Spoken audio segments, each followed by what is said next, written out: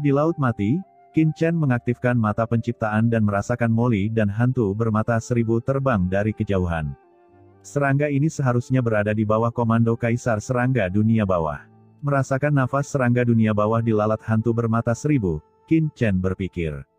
Saat itu, banyak kaisar besar di dunia bawah mengirimkan orang-orang kuat untuk menyelinap ke dalam sangkar Laut Mati. Kaisar Serangga Dunia Bawah mengirimkan serangga pemakan jiwa, sedangkan Kaisar Si Huang mengirimkan leluhur hantu gargoyle. Karena kedua kaisar ini mengirim orang kepada keramba Laut Mati, hal ini menunjukkan bahwa mereka mempunyai pengaruh yang besar terhadap para tahanan Laut Mati. Itu sebabnya Qin Chen menduga kedua kaisar besar ini akan meninggalkan garnison di Laut Mati dan mengirim orang-orang kuat untuk mengambil alih. Kini tebakanku ternyata benar. Sebuah pemikiran muncul di benaknya. Serangga pemakan jiwa, yang awalnya terletak di dunia kekacauan, tiba-tiba muncul di depan Qin Chen. Tuanku, ucap serangga pemakan jiwa buru-buru memberi hormat dengan hormat. Bisakah kamu mengenali serangga ini? Ucap Qin Chen berevolusi menjadi sosok lalat hantu bermata seribu di depan serangga hantu pemakan jiwa. Lalat hantu bermata seribu, ucap serangga hantu pemakan jiwa terkejut dan melanjutkan, Tuan, serangga ini adalah seorang jenderal di bawah komando lalat hantu besar. Tubuhnya adalah lalat hantu besar, dan kekuatan magisnya adalah mata majemuk yang tak terhitung jumlahnya di tubuhnya. Sekali motivasi dapat mengungkapkan kebenaran dan menarik orang ke dalamnya. Fungsi ilusi dapat memperkuat persepsi para pembudidaya hantu tanpa batas, yang sangat mengerikan. Oh, Qin Chen berpikir, bisakah serangga ini memiliki rencana cadangan Kaisar Serangga Dunia Bawah? Seharusnya punya, ucap serangga pemakan jiwa dengan hormat berkata, serangga ini sangat dicintai oleh Kaisar saat itu. Meski tidak sebaik bawahannya, jika dikirim ke garnison di Laut Mati, pasti akan meninggalkan tipu muslihatnya sendiri. Mata Qin Chen berkedip, dan kesadarannya memasuki dunia kekacauan. Si Mei, apa kamu baik-baik saja? Hehehe, Tuan, serahkan saja semuanya pada bawahanmu. Ucap Kaisar Si Mei berkata dengan menawan dengan ekspresi menggoda di wajahnya, mungkin agak merepotkan bagiku untuk berurusan dengan metode yang ditinggalkan oleh 4 Kaisar Agung, tapi saya yakin tidak akan mengecewakan tuanku. Ucap Kaisar Si Mei mengangkat dadanya dan yakin. Qin Chen mengangguk, kalau begitu ikuti rencananya. Sosok Qin Chen tiba-tiba menghilang, hanya menyisakan serangga pemakan jiwa di Laut Mati.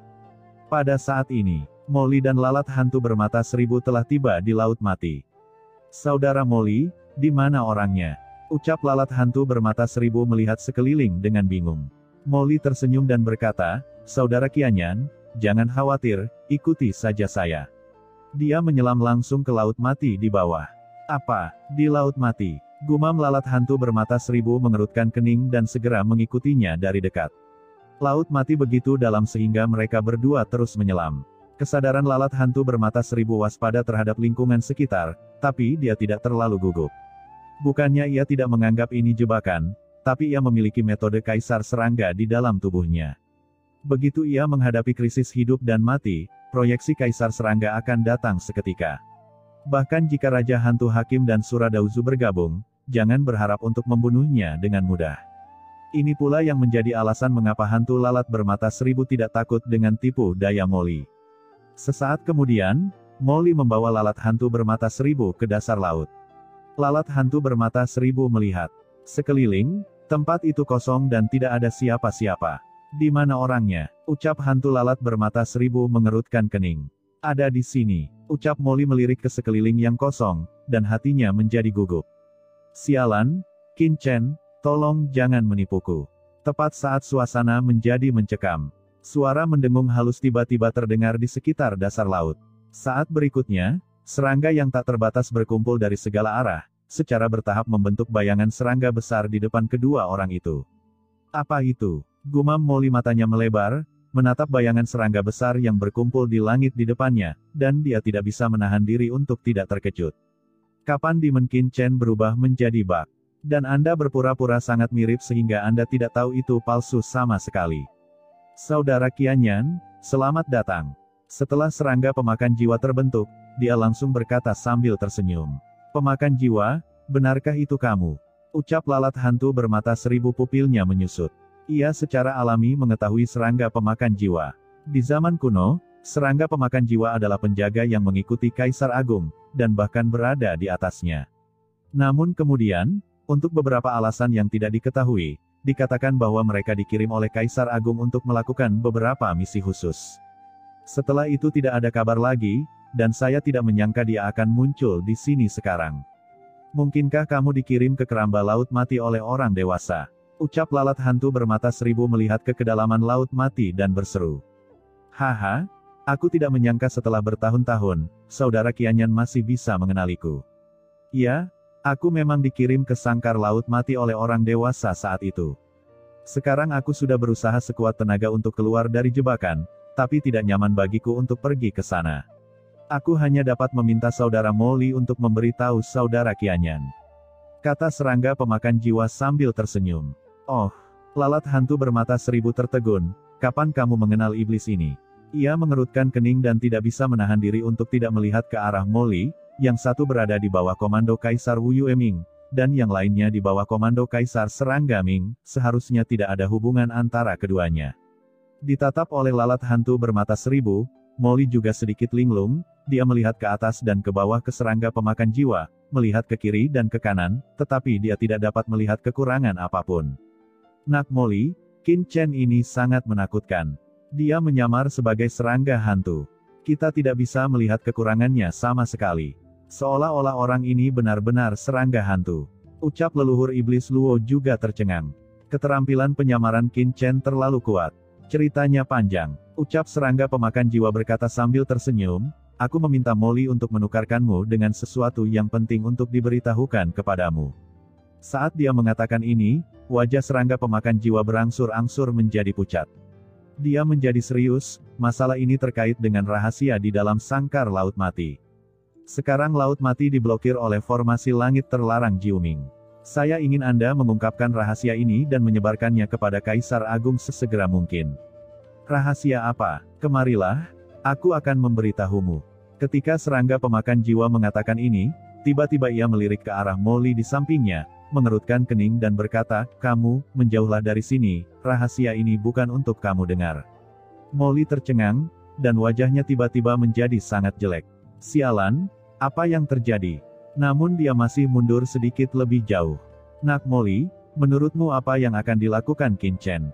Ucap leluhur iblis Luo tidak bisa menahan diri untuk tidak berkata. Saya tidak tahu. Ucap Molly menggelengkan kepalanya dengan kebingungan di wajahnya, orang ini sepertinya bukan Qin Chen itu. Leluhur iblis Luo tercengang, bukan Qin Chen.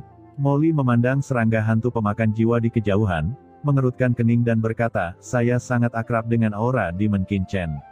Awalnya, saya mengira serangga ini adalah Qin Chen, tetapi setelah persepsi yang cermat, ternyata jelas tidak benar. Oh, leluhur iblis Luo tercengang. Dia tahu betul bahwa Molly mengenal Qin Chen lebih baik daripada siapapun. Dia mengatakan tidak, yang kemungkinan besar benar. Tapi kemana Qin Chen pergi? Saat dia memikirkannya, Molly melihat serangga hantu pemakan jiwa di kejauhan mendatangi lalat hantu bermata seribu. Ia mengangkat tangannya dan sepertinya mengeluarkan sesuatu, tetapi saat ia mengeluarkan benda itu, tiba-tiba, aura luar angkasa yang menakutkan tiba-tiba memenuhi udara. Dan Molly merasa ngeri saat mengetahui bahwa kekosongan dalam jarak ribuan mil dari dasar laut di sekitarnya tiba-tiba mengeras. Pada saat yang sama, air laut mati yang hitam dan mengerikan merembes entah dari mana, meliputi area yang jaraknya ribuan mil dalam sekejap, mengubah laut mati menjadi dunia yang benar-benar baru. Apa yang terjadi? Gumam Molly terkejut, persepsinya dan dunia luar kehilangan kontak dalam sekejap, dan seluruh dirinya telah benar-benar jatuh ke dalam air laut mati yang tak ada habisnya.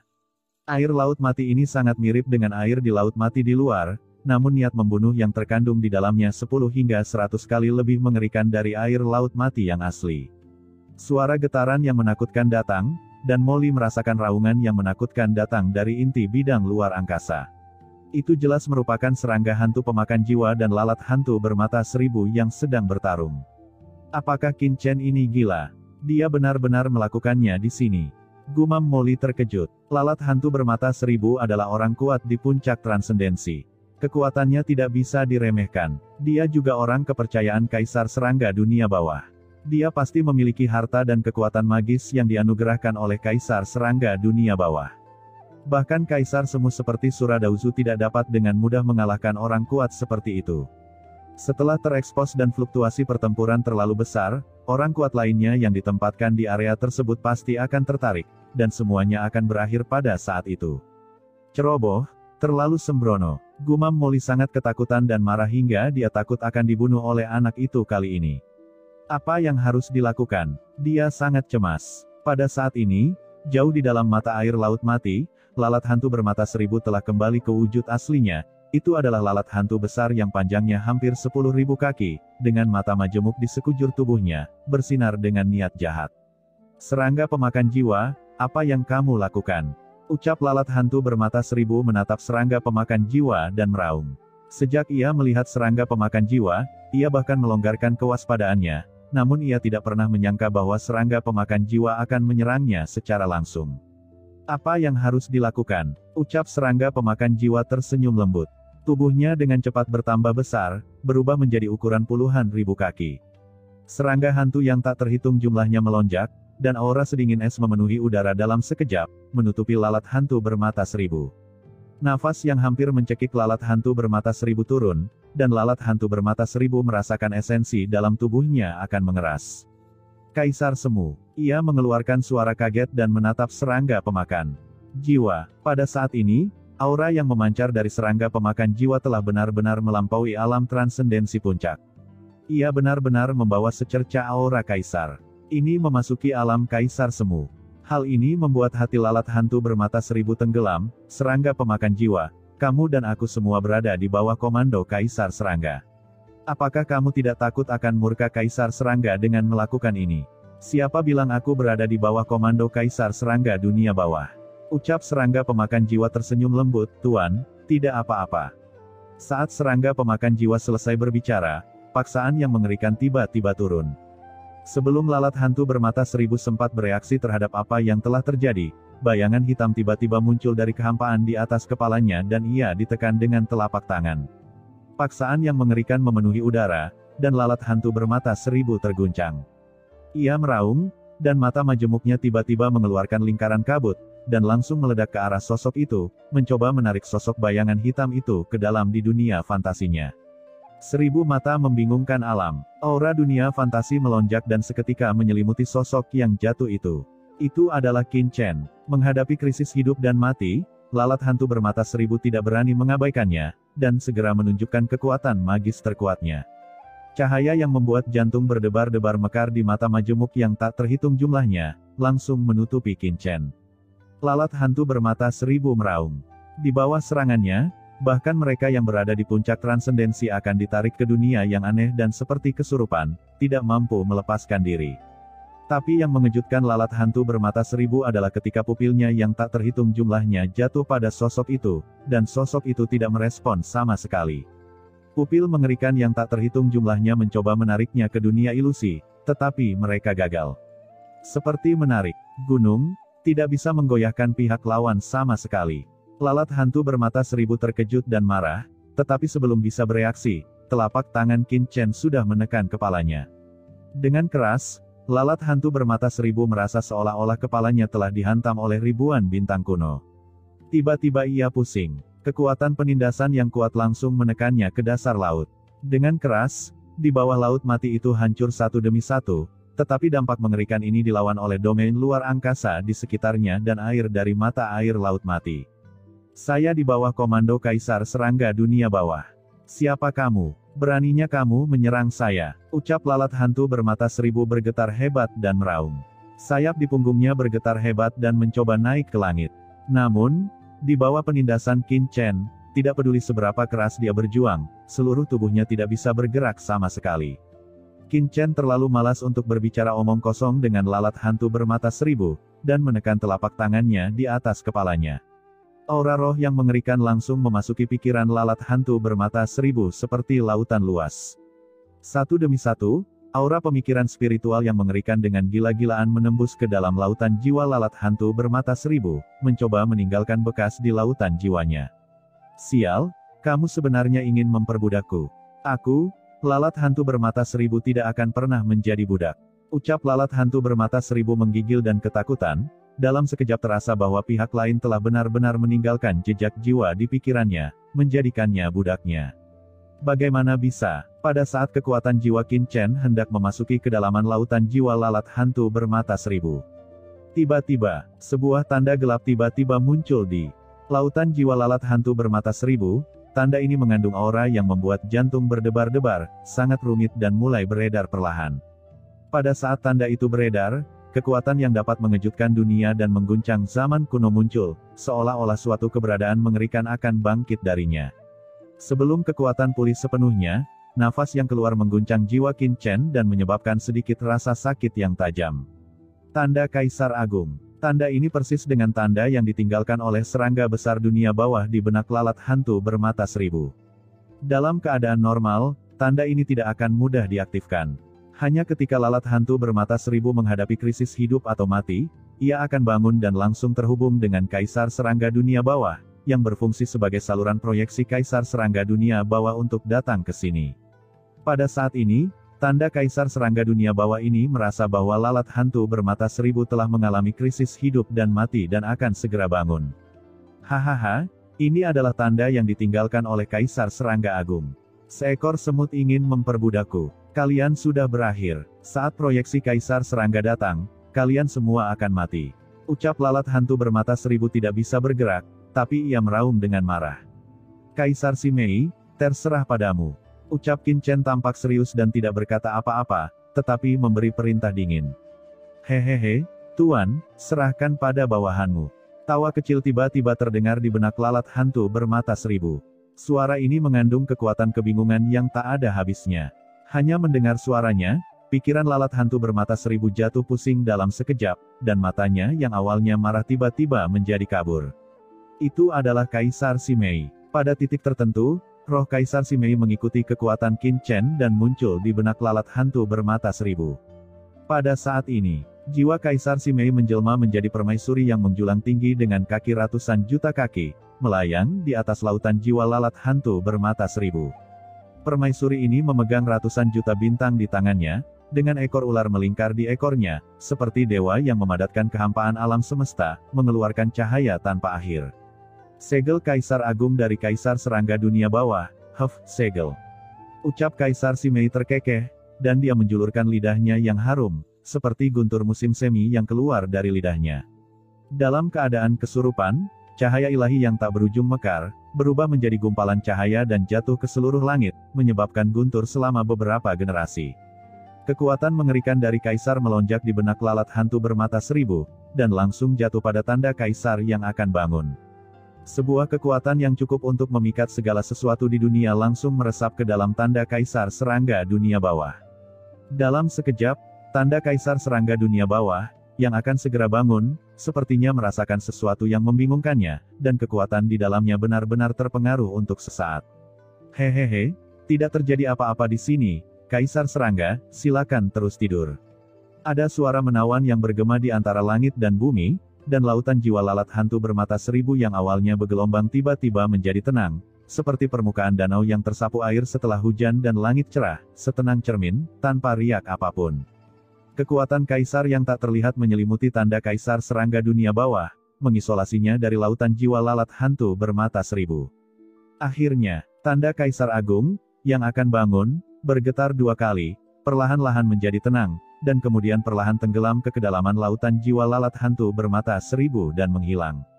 Pada saat ini, di suatu tempat misterius jauh di dalam dunia bawah, serangga yang tak terhitung jumlahnya beterbangan, dan serangga padat membentuk bola besar, membuat bulu kuduk orang berdiri hanya dengan melihatnya. Di area tengah bola ini, terdapat jurang maut, di dalam jurang tersebut, sesosok bintang besar tidak aktif dan tertidur. Bayangan hitam besar ini terus bernafas, dan setiap kali ia menghirup, sejumlah besar serangga terbang masuk dan keluar dari lubang di tubuhnya seperti sungai yang panjang, membuatnya menakutkan. Sosok ini tidak lain adalah Kaisar Serangga yang terkenal di dunia bawah, keberadaan yang sangat menakutkan. Pada saat ini, Kaisar Serangga sepertinya merasakan sesuatu, dan tiba-tiba membuka matanya, sepasang mata merah mekar dengan cahaya dingin yang samar di kegelapan. Serangga dunia bawah yang terbang di seluruh langit tiba-tiba menyebar, seperti tornado hitam, terbang ke segala arah secara tiba-tiba. Aneh, mengapa jiwa Kaisar ini ketakutan? Apakah ada sesuatu yang terjadi? Gumam Kaisar Mingchong mengangkat kepalanya dan merasakan dengan hati-hati. Matanya yang dingin seolah melihat menembus ruang dan waktu yang tak ada habisnya, memandang ke arah dunia bawah yang luas. Namun, aku tidak merasakan apapun. Nampaknya denyutan sebelumnya hanyalah kedutan tubuh yang tidak disengaja saat tidur. Gumam Kaisar Minchong menggelengkan kepalanya, membungkuk lagi, dan melanjutkan tidur.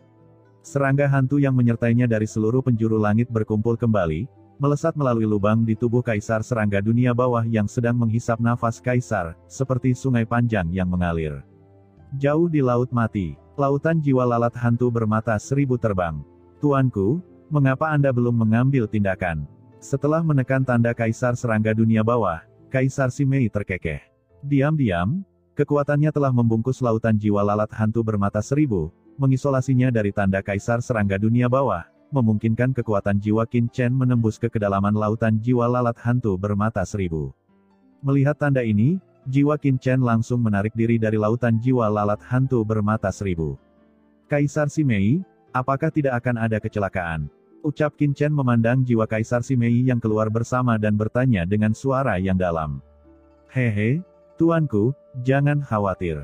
Ucap Kaisar Simei terkekeh, dengan lembut membelai dada Qin Chen dengan telapak tangannya yang lembut dan seperti batu giok, menjilat bibir merahnya dengan lidahnya, dan berkata dengan seksi dan menggoda, jika Kaisar Serangga hantu itu datang sendiri, mungkin akan sedikit sulit bagi bawahan ini untuk memikatnya, tapi apa yang ada dalam pikiran lalat hantu bermata seribu hanyalah tanda Kaisar yang ditinggalkan oleh Kaisar Serangga hantu. Bagaimanapun, bawahan ini juga merupakan master tingkat Kaisar. Tuanku, apakah Anda tidak begitu percaya pada bawahan ini? Ucap Kaisar Simei meludahkan lidahnya yang harum, dan aroma itu mengenai hidung Qin Chen. Kembali ke dunia kekacauan, ucap Qin Chen melirik Kaisar Simei yang centil dan tidak bisa menahan diri untuk tidak mendengus. Tuanku benar-benar membosankan. Setelah memanfaatkannya, dia tidak menyukainya. Gumam Kaisar Simei dengan enggan melirik ke arah Qin Chen. Melihat mata dingin Qin Chen, dia segera menjulurkan lidahnya, menghilang dalam sekejap, dan kembali ke dunia kekacauan. Pada saat ini, tubuh lalat hantu bermata seribu bergetar, dan matanya yang kabur tiba-tiba kembali jernih. Setelah dia merasakan apa yang terjadi di lautan jiwanya, wajahnya tiba-tiba berubah. Matanya yang menatap Qin Chen dipenuhi dengan rasa hormat tak berujung. Bawahan telah bertemu dengan tuanku. Ucap lalat hantu bermata seribu berlutut tepat di depan Qin Chen dan gemetar.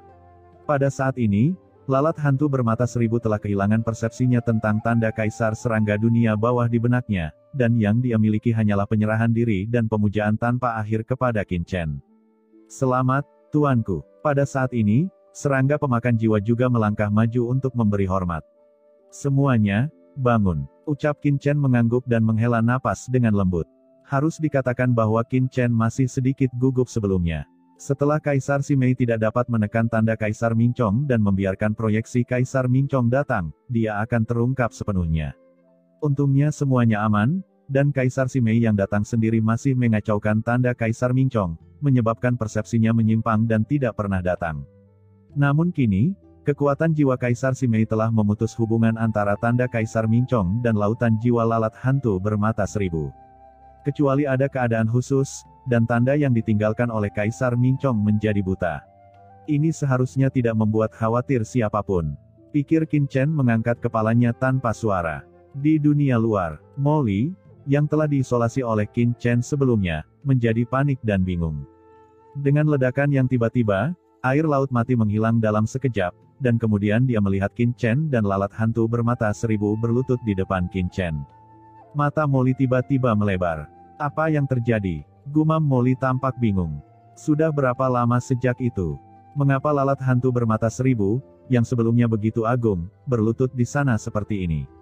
Selain itu, master kuat serangga yang mengerikan sebelumnya juga berlutut di depan Qin Chen.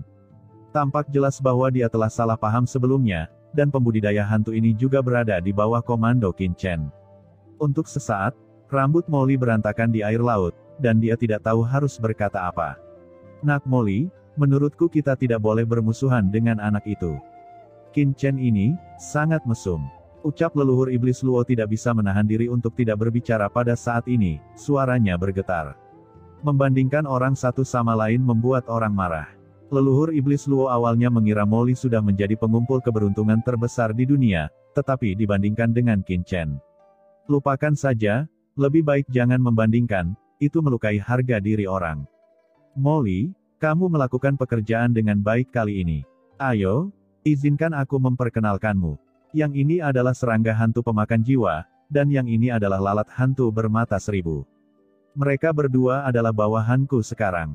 Ucap Qin Chen tersenyum pada Molly. Jika Molly tidak menarik pihak lain kali ini, dia tidak akan bisa menaklukkannya dengan mudah. Molly tampak jelek. Apa maksudnya menjadi baik? Membuat Anda merasa menjadi bawahannya. Qin Chen, sebagai saingan, aku ingin menasihatimu. Meskipun kamu dapat menggunakan berbagai cara untuk menjadi lebih kuat, kamu tetap harus mempertahankan martabat paling dasarmu. Jangan kehilangan dirimu karena sesuatu. Ucap Molly mendengus dingin. Molly sekarang mengerti bahwa Qin Chen begitu kuat hanya karena dia berlindung di Kaisar Yuming. Dengan kekuatan 4 Kaisar Agung, tidak mudah untuk menaklukkan lalat hantu bermata seribu, dan dia pasti bisa melakukan lebih baik darinya. Hanya saja aku tidak mau repot-repot melakukannya. Qin Chen mengerutkan kening dan menatap Molly, apa yang orang ini bicarakan. Dia tidak repot-repot, menjelaskan secara detail dan berkata dengan tenang, Molly, pergilah sekali lagi dan undang para pemimpin Kaisar Si Huang ke sini. Molly ingin mengatakan alasannya, tapi dia menggerakkan bibirnya dan akhirnya tidak mengatakan apapun. Qianyan, kamu kembali bersamanya dulu. Ucap Qin Chen menoleh untuk melihat lalat hantu bermata seribu lagi.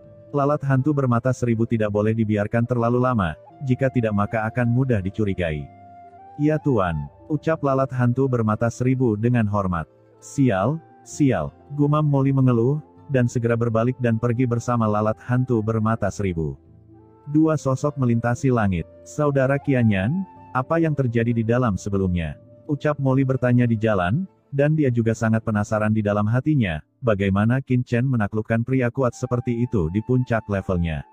Saudara Limo, jika kamu ingin tahu, kamu bisa bertanya pada orang dewasa. Ucap lalat hantu bermata seribu tersenyum tipis. Molly tercengang dan tidak bisa berkata apa-apa. Segera, keduanya kembali ke garnisun mereka. Molly sekali lagi menggunakan metode yang sama untuk membuat janji dengan tetua batu abadi di bawah Kaisar Si Huang.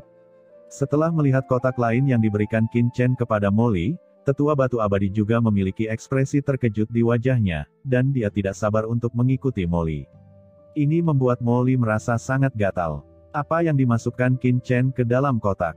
Mengapa semua orang mempunyai ekspresi seperti ini saat mereka melihatnya? Membawa tetua batu abadi bersamanya, Molly segera tiba di tempat lain yang disepakati di dasar Laut Mati. Qin Chen menggunakan serangga hantu pemakan jiwa untuk membingungkan lalat hantu bermata seribu sebelumnya. Molly penasaran tentang bagaimana Qin Chen harus membingungkan tetua batu abadi kali ini. Bagaimanapun, tetua batu abadi berada di bawah komando Kaisar Si Huang, dan serangga hantu pemakan jiwa tidak ada persahabatan yang begitu erat. Namun yang mengejutkan Molly adalah ketika mereka menyelam ke dasar laut, yang menunggu mereka kali ini bukan lagi serangga pemakan jiwa, melainkan seorang pembudidaya hantu yang tampak seperti patung batu, memancarkan aura yang mengerikan. Leluhur Gargoyle, ini benar-benar kamu, kenapa kamu ada di sini? Melihat leluhur Gargoyle, tetua batu abadi segera berkata dengan ngeri, dengan ekspresi terkejut di wajahnya. Molly tercengang. Ekspresinya tiba-tiba berubah menjadi hijau ketika dia mendengar bahwa kata-kata yang diucapkan oleh tetua batu abadi hampir persis sama dengan kata-kata dari lalat hantu bermata seribu sebelumnya. Sial, itu hal yang sama lagi. Gumam Molly diam-diam menjauh dari tempat ini. Lupakan saja, aku merasa sangat lelah. Saat berikutnya, air dari mata air Laut Mati muncul, kuat dan perkasa, menutup kekosongan.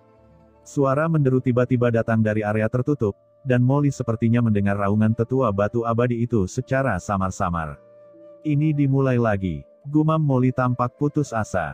Tiba-tiba, air Laut Mati di sekitarnya tiba-tiba melonjak, dan aura menakutkan yang membuat Molly berdebar tiba-tiba keluar dari tempat yang diblokir, dan Laut Mati dalam jarak 1 juta mil di sekitarnya langsung mendidih. Kekuatan apa ini? Hanya sedikit teror dari kekuatan ini yang membuat Molly gemetar tanpa sadar, dan dia merasakan jantung berdebar-debar dari tingkat jiwa. Kekuatan ini bahkan jauh lebih unggul dari leluhur Asura, ini jelas merupakan aura seorang kaisar. Molly terkejut dan tiba-tiba mengangkat kepalanya untuk melihat ke dalam blokade. Sesuatu telah terjadi, untung saja nafas ini hanya bertahan sesaat lalu menghilang. Di tengah Laut Mati, Wajah Qin Chen pucat. Di depannya, leluhur hantu gargoyle, tetua batu abadi, dan Kaisar Si Mei berlutut di sana. Si Mei, apa yang terjadi sebelumnya? Ucap Qin Chen tampak jelek. Dalam proses memperbudak tetua batu abadi, dua kekuatan kaisar besar meledak dari jiwa tetua batu abadi. Jika Qin Chen tidak mengendalikan pedang pembunuh terbalik dan mendapat bantuan dewa kecil pada saat kritis, dia akan hampir terekspos. Tuan, saya tidak menyangka Kaisar Si Huang akan menanamkan dua tanda di benak orang ini. Meskipun saya segera mengetahuinya, dikabarkan bahwa Kaisar Si Huang adalah batu dunia bawah kuno yang membentuk Dao. Secara alami diberkahi dengan kekuatan pesona dan resistensi yang relatif besar, jadi. Ucap Kaisar Si Mei menunjukkan penyesalan di wajahnya.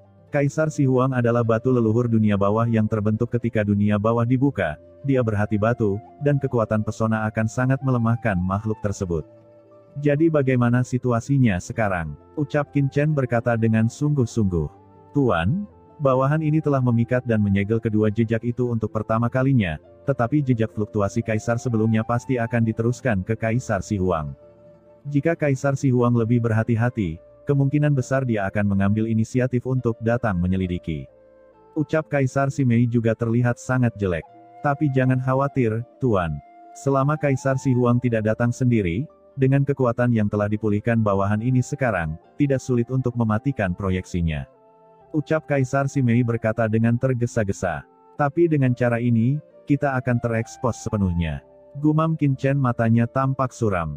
Dengan adanya Kaisar Si Mei, proyeksi Kaisar memang bukan apa-apa, tetapi pergerakan yang ditimbulkannya tidak dapat disembunyikan.